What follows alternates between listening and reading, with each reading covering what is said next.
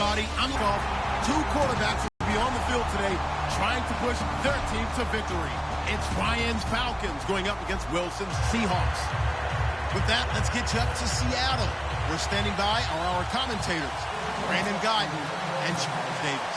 Okay, Larry, we are just south of historic Pioneer Square at CenturyLink Field in the beautiful city of Seattle, Washington. Today, we've got a good NFC matchup on tap between the Atlanta Falcons and the Seattle Seahawks.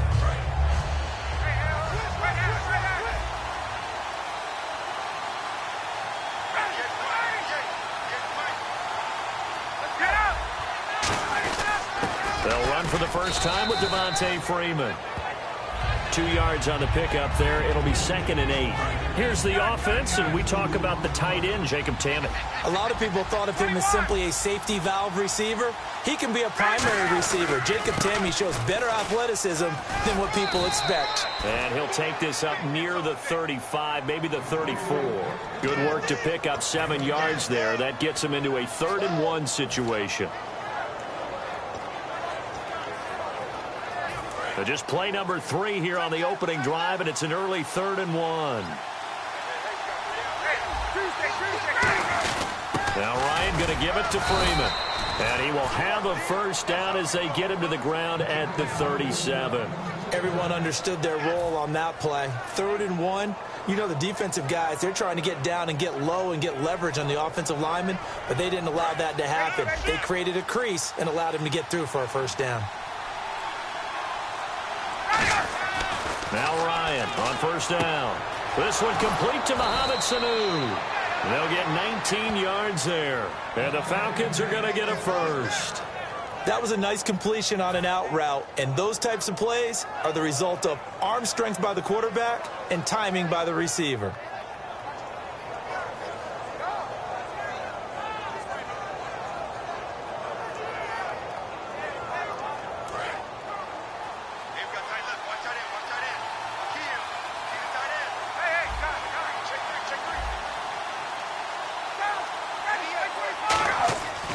First down, Ryan. And 1-yard pickup on the play, and that'll make it a 2nd down. And a look at Seattle's defense. Cam Chancellor is one of the best safeties in the game, but with his linebacker size, that allows the team to use him wherever they want to make plays.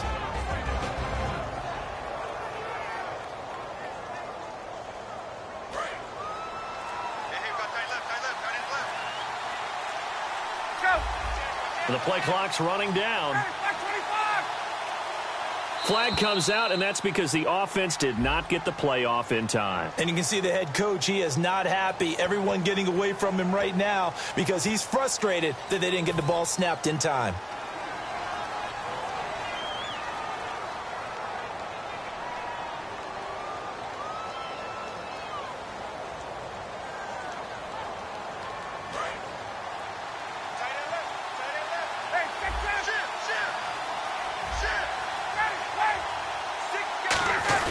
After the penalty, here's Freeman.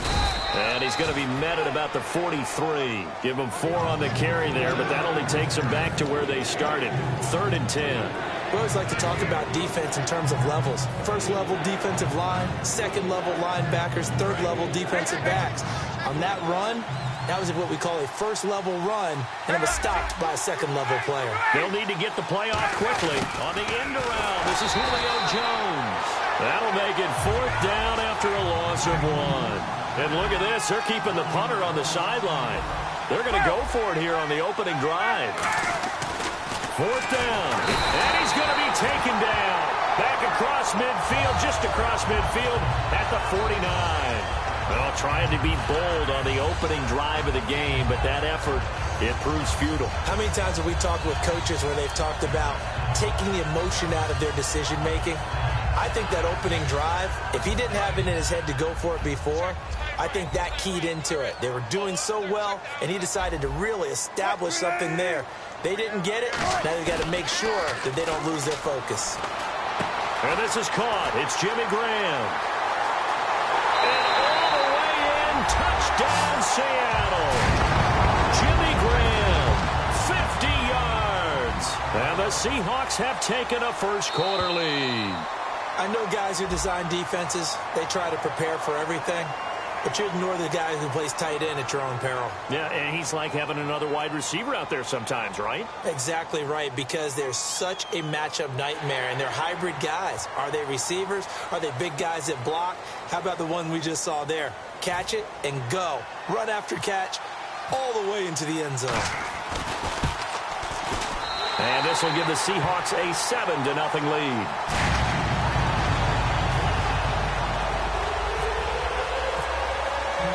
Now to send this one away following the score. And they will not get a chance to return this one as it's through the end zone for a touchback. Back onto the field comes this Falcons offense. And, you know, it was interesting reading some articles after their last game, the win over Green Bay, how big that win was. Because last year, you remember, they started out hot, went into a tailspin. Could that have led to the same thing in 2016? They were 5-0 in 2015 and finished up 8-8. So you're right about the tailspin. Dan Quinn, the head coach, has said this team is not like last year's, and he never lost confidence. But to your point, they had lost 2 tight ones prior to the Green Bay win. If they had lost a third, then everyone would have been asking the question, and we would have seen how Atlanta would have had to handle that. They run. Devontae Freeman. 2 yards on the carry there. It'll be second down. That's a good play by the guys on the defensive side of the ball. Held them to a gain of 2. And that changes the playbook a little bit now for the guy calling plays. 2nd and 8. Now he's got to probably think about going to the air instead of maybe staying with the ground. And the offense looking to pick up the first down after the second down incompletion. A nickel back added defensively as they look to stop this 3rd and 8. Jones will come now in motion right.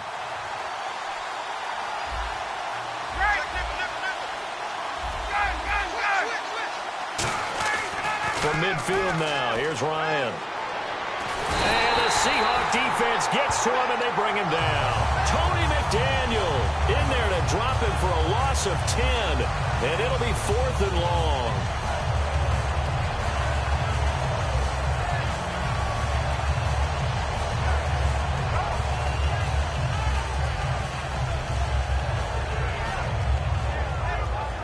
On 4th down, here's Matt Bosher on to punt.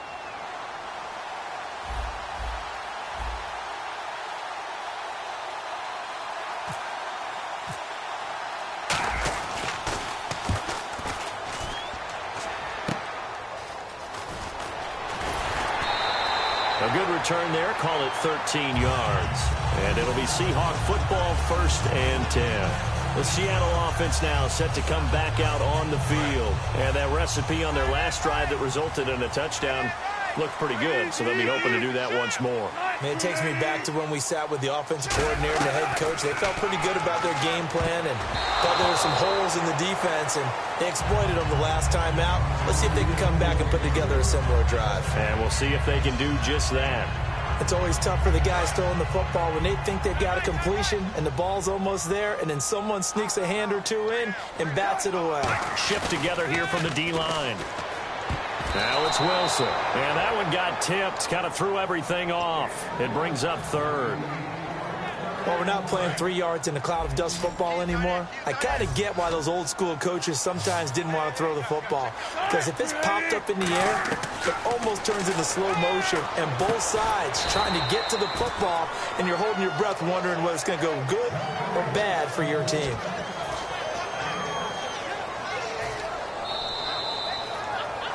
Alongside my broadcast partner, Charles Davis, Brandon Gaudin hits the Seahawks with a football to begin quarter number 2, but likely not for long as they're in punt formation to kick it away.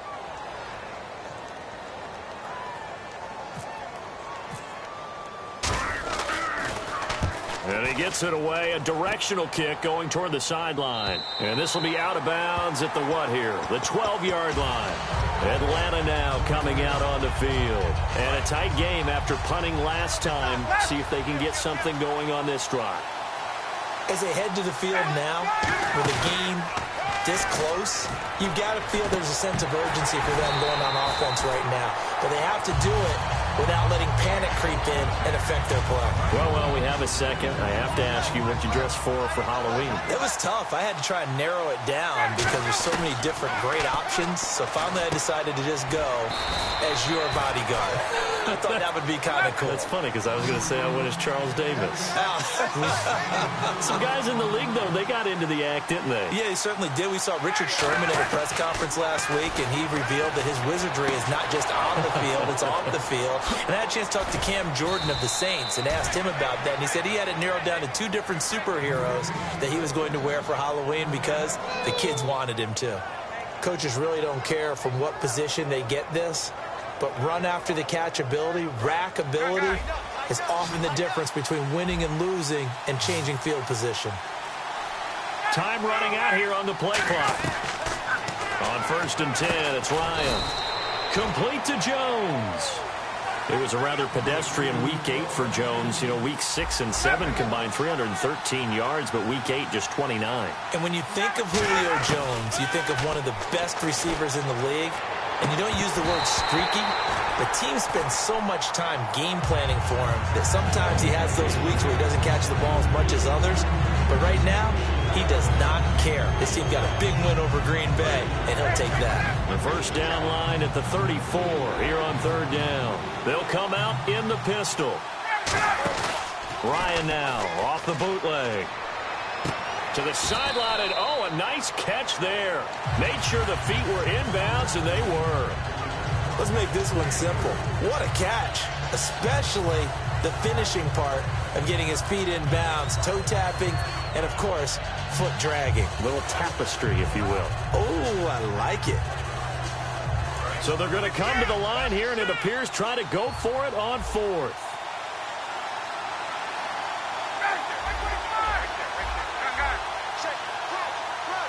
And the back goes into motion. They'll try and throw for it with Ryan. And the ball is knocked out, and the Seahawks have picked it up. And his guys are going to get the football at the 37-yard line. The Seattle now ready to march out of the field. And they're coming off a 3-and-out, my friend. I think they've got to look at that play sheet and go to a spot that they haven't gone before.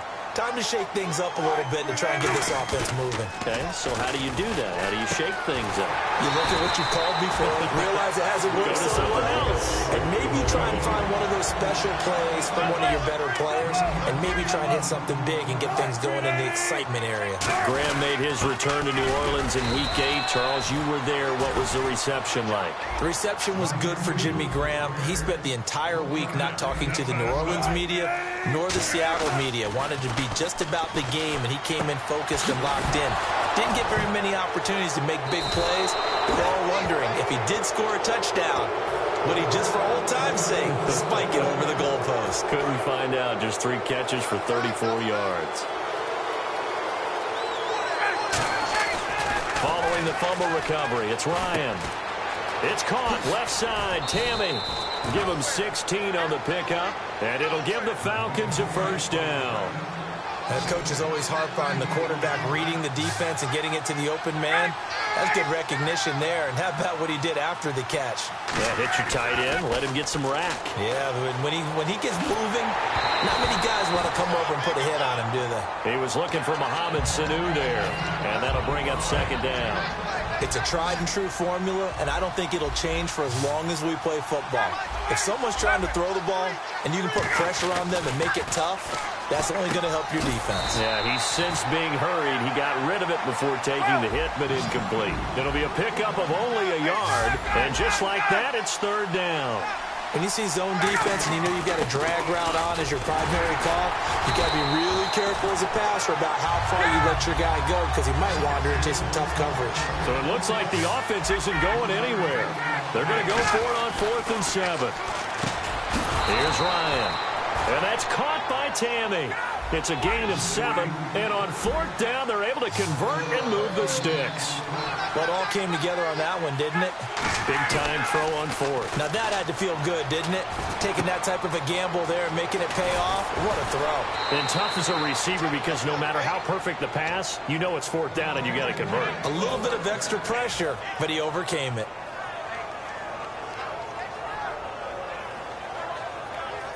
So after that big play, let's see if they can catch their defense maybe on their heels.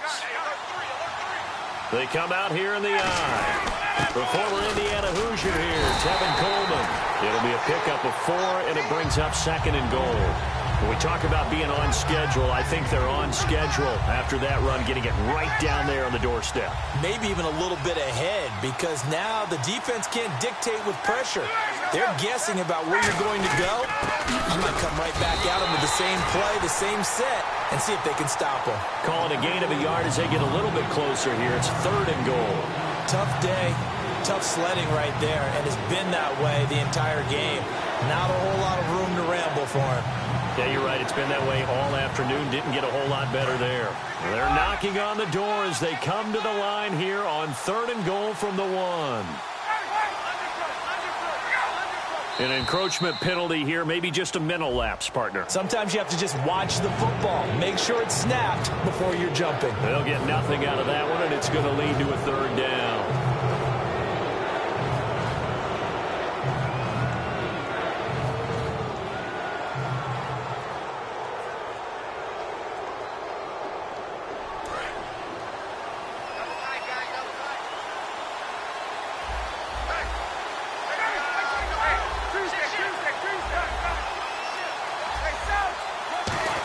And he gets in. Touchdown, Atlanta.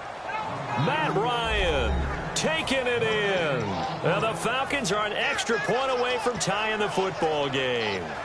And a little time left on the clock, so on the other side, they're thinking, gosh, we'd like to get that lead right back. Yeah, thanks for pointing that out. Here I am going ahead and tapping out the first half. Well, there's still time. They've got to make a decision about what they want to do on the kickoff, where they want to let their return guy touch it.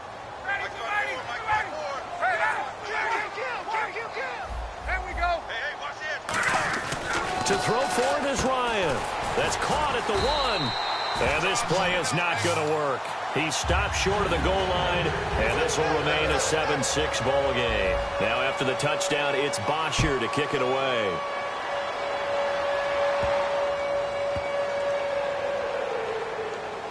This will be taken short. And Seattle now ready to march onto the field. And with time quickly fading here in the second quarter, not sure how aggressively, offensively they want to play this. I think we'll find out just how much they trust their guys in this situation if they decide to take a shot.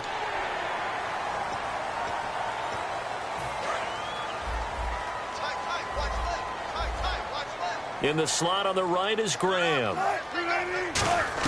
From the shotgun, Wilson. Into a double team, and it's intercepted. A great read, and it's picked off. And he's given his guys a shot for late points as they will take over in range for a field goal or maybe more. Atlanta now coming out on the field. And where the ball is now, you got the field goal pretty much in the bag. Now do you try for the end zone a couple of times? I don't think there's any question about it. You might get a gift of 6 points rather than the 3 that you just noted that you feel like you already have. Be aggressive, go after it, and try and get those points.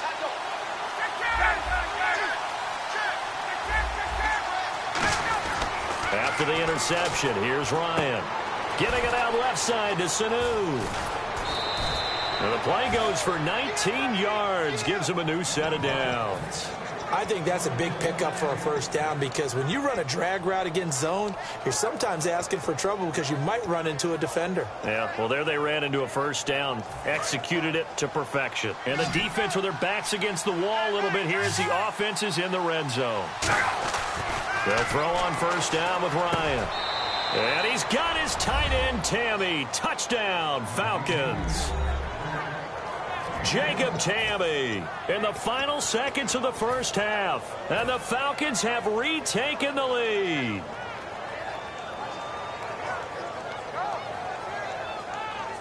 And they'll get set here looking for the two-point conversion.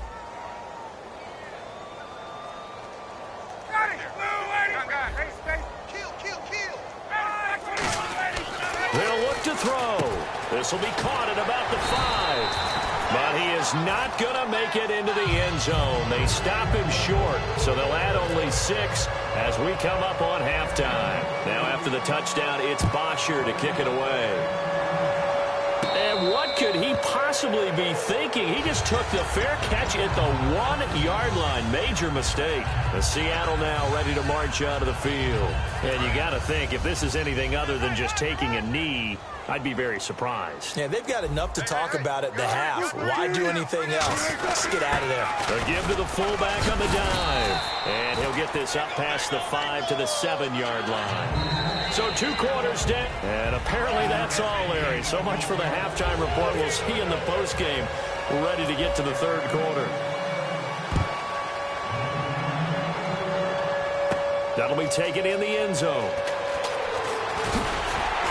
And he'll take this one near the 25, call it the 26-yard line. And Seattle now ready to march out of the field. They're down here, but very much in this game. What's the tonality of a coach's talk when a game is within striking distance like this at intermission? Typically, what they're doing is emphasizing the things that went well in the first half and wanting more of that. Sure, you've got to go over some of the errors and clean up some things because there's a reason you're down. But overall, I think they want to stay positive, stay up with this team. We're just starting the second half, and we've got the football. Let's go ahead and punch it in, and then we'll take it from there. See how that recipe works.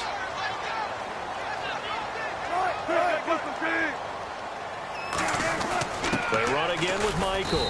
And he stopped immediately there. Officially no gain on the play, and it's second down. And quickly they get to the line. On second down, here's Wilson. So nothing. And he fires one that's intercepted. Picked off by Jalen Collins. And a huge return as he'll take this one all the way down inside the 30-yard line. A look at the offense now here coming back out on the road for their first possession of the second half. And they'll just simply be looking to build off the confidence of the last time out where they scored a touchdown. And confidence is powerful, isn't it? When you've scored once, you feel like you can go back out there and get it done again. Doesn't matter what the defense throws at them. They feel like they're in a groove right now, and they want to get out there and show it.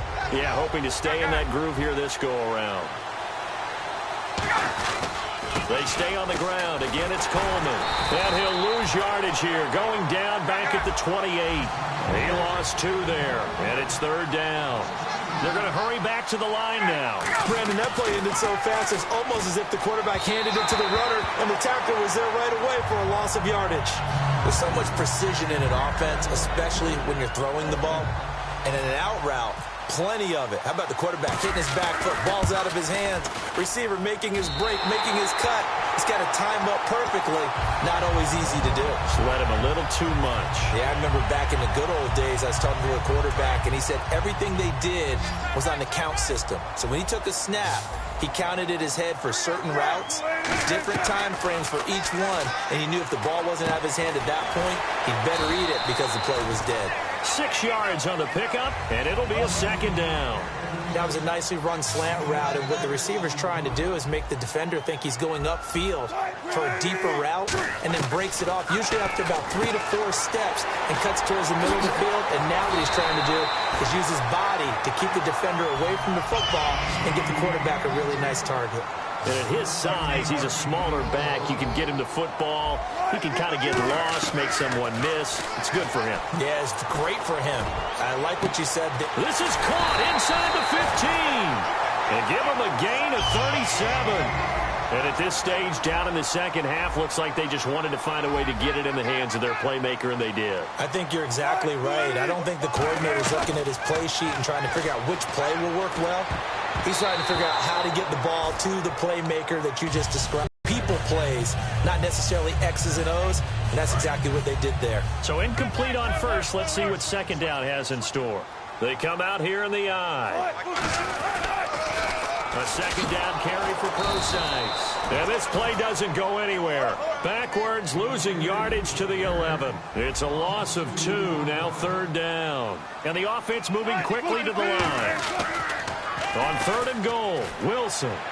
And Wilson's going to be intercepted a third time. A great read, and it's picked off. And he is going to get this one back to the 20-yard line. Atlanta now coming out on the field. And the last time that they were on the field, a little demoralizing. Missed field goal. You know, always feel like you want to get it in the end zone, but then, oh, well, at least we're going to get 3. didn't go for the goalpost, though. It does test the mental processes of the team, though, doesn't it? Because when you miss a field goal, it's amazing how fast they want to turn on the guy kicking the ball. But you need to keep this confidence up, because how many times have we seen games where it comes down to the stretch, and guess what? You need that guy to make the big kick for your team to move on or to win a game. Make sure you keep him happy. Make sure you keep him comfortable. I'm sure you always treated the kicker nicely, though, right? You know, truthfully, I did. Good. I always did, because those guys, they won us a whole lot of games. Here's Coleman on the toss. And he'll be tackled at about the 35. Call it a gain of 4 on first, and that'll make it second down. Second down following the run. Not a run that you're going to write home about, but still a good first down run. That's what an offense calls staying on schedule. 3 to 4 yards on first down, you're set up very well for the rest of the drive. It's a 6-yard run, leaves him with about a foot or so here still to go to hit the marker with third down coming up. Play clock winding down. Now flags come flying in. One of the Falcons moved early. So third and medium here, 3rd and 5.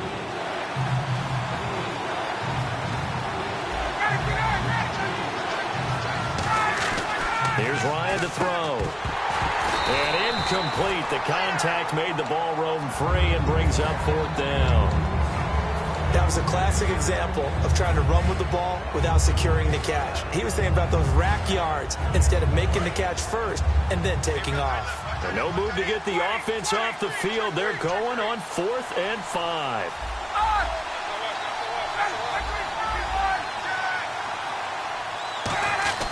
They'll indeed go for it with Ryan. Being chased out left. He can run for it, and he will. And he's got the first down as he's up to the 45-yard line.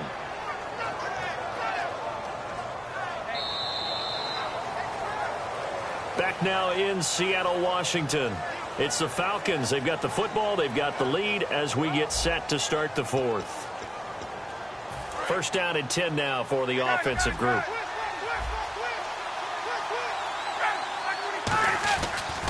Back to the ground, this time with Freeman.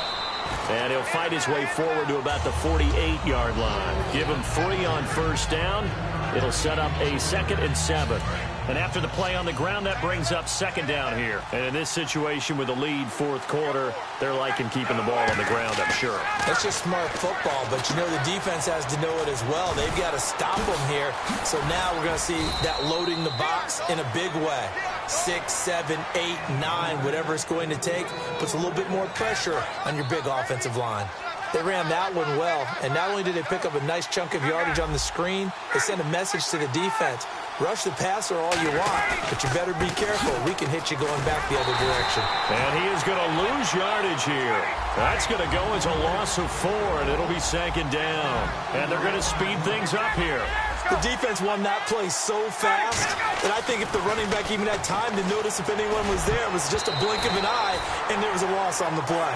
When you see passes knocked down by those guys I call the frustrated fullbacks, the linebackers, you know that in their zone coverage, they were able to drop, see the ball thrown, and react to it very quickly. And the offense readies for play number 10 of this series.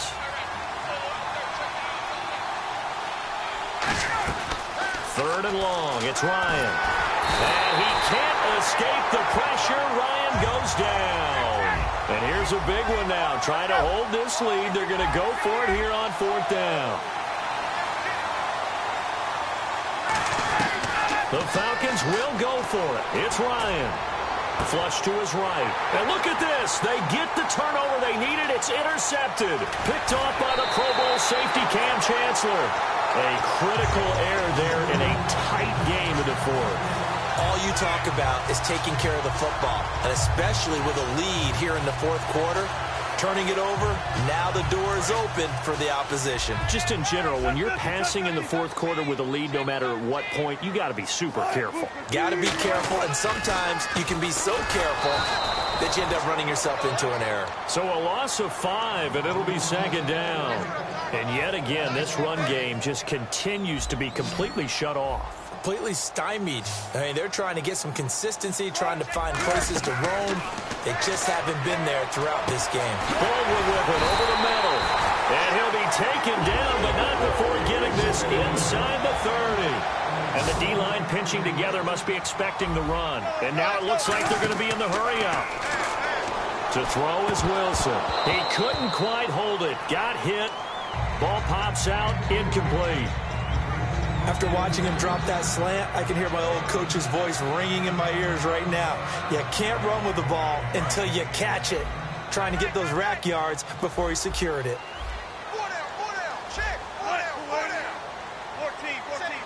Defense really showing respect to the deep ball here, playing off the receivers.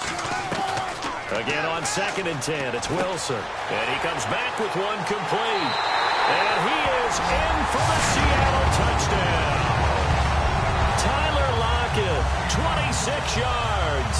And the Seahawks have taken the lead here in the 4th. And there they got him the ball. Just get it to him, let him do the rest. You know, he probably said that to his quarterback as he broke the huddle. I like the play call. Just get it to me. I'll take care of the rest of it. Helping out his RAC, right? R-A-C? Run after catch, and he loves that, and he's going to carry that in at contract time. So the defense gets the stop. I know it's situation to situation, but who has more pressure there, offense or defense, when they go for 2? I truly believe it's the defense has more pressure because the offense has an entire playbook wide open from the 2-yard line. You can run it, you can throw it. So defensively, I think most teams are going to be aggressive and force the issue and try and bring pressure. Here comes the Atlanta offense now ready to take over here. And following the interception, we'll see what they can put together on this drive. I can hear my old college coach right now. They always used to tell us before every game, the team making the fewest mistakes will win. What they're hoping is that last mistake is their only one of the game. Coaches, that's all they talk about, turnovers, right? Minimizing those and maximizing opportunities. It's a nice completion, a little bit of run after catch as well to create the yardage that they got. But it is so tough to cover that route, the drag route, because they run it at varying speeds. Because the key is to create hesitancy on the defender's part. Always so empathetic for those DBs, aren't you? This is Freeman on 1st and 10. And taking it across midfield and inside the 45. They give them 13 yards there on the play and a fresh set of downs.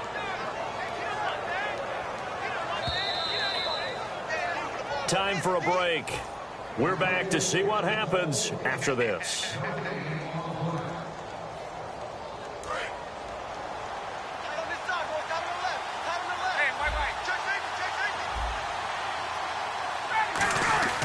On 1st and 10, it's Ryan. Sanu with a grab over the middle. And he's going to get this inside the 30. And give him 14 yards that time and a fresh set of downs. Now, that was pretty. They executed that curl route versus zone coverage, and that changes things a little bit because against man, it's often a tight curl, tight, sharply run route. Against zone, you're just looking for that open spot, that dead area, so you may curl it a little bit wider just to get to that place. And usually a tight window. He fired a bullet in there for the completion.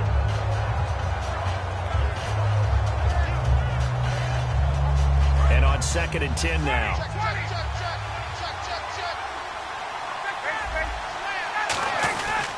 Coleman. And he's going to fight his way forward here. And now the Seahawks are going to take a timeout here on defense. It's just their first. They've got 2 more to use here in the final stages.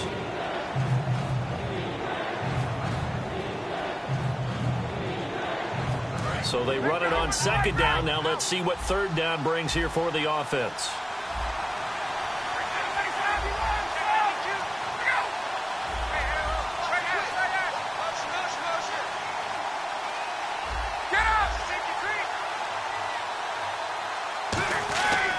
To throw. And that's caught by Tammy. And able to break one tackle, but then quickly brought down. It's a game. And now the Seahawks are going to call another timeout. That'll leave them with just 1 remaining in this 4th quarter of play.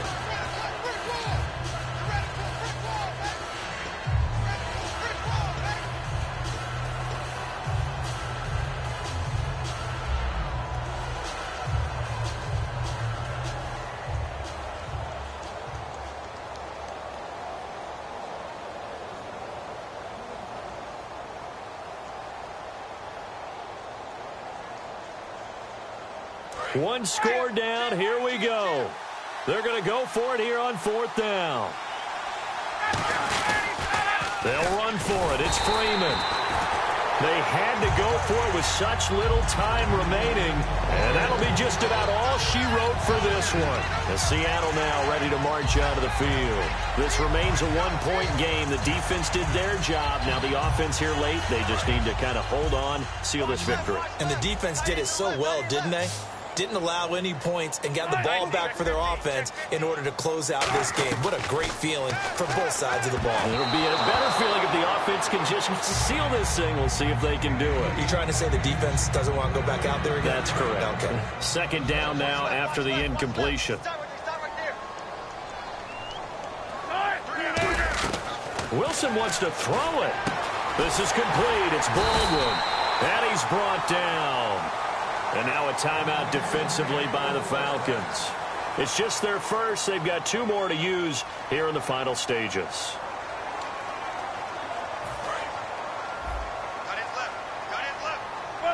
Possible run anticipation here as the D-line sandwiches together.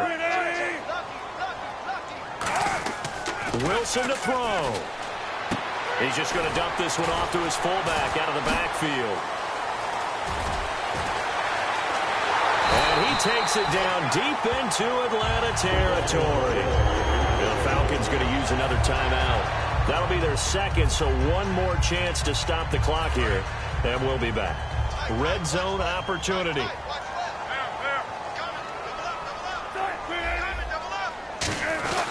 On the ground, it's Michael. And he'll get this one down to about the 17. Now hang on here. Timeout called by the defense. That'll be their 3rd and final stoppage here as we step aside.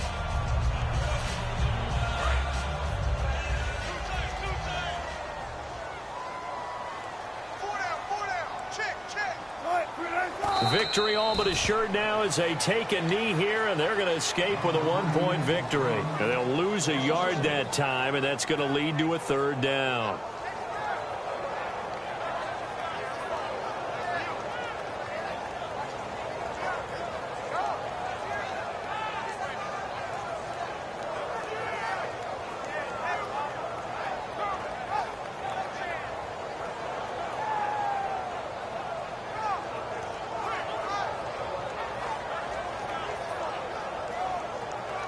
Oh, now look at this. They're lining up to add 3 more. A little insult to injury here late in the game. From the right hash, it's a 35-yard attempt.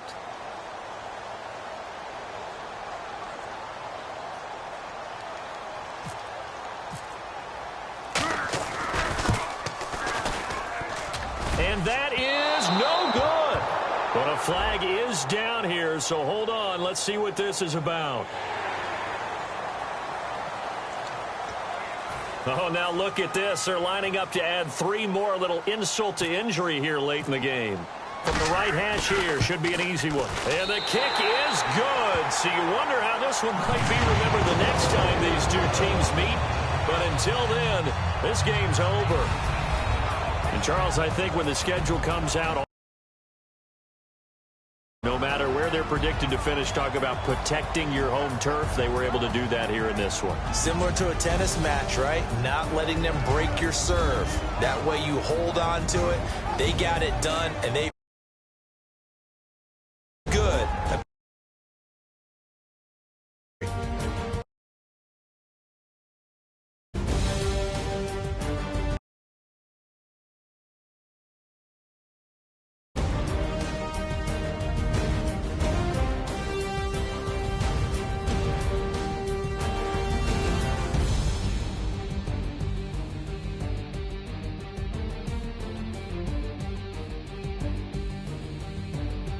So that'll do it for us. For Charles Davis and all our crew, I'm Brandon Gaudin. You've been watching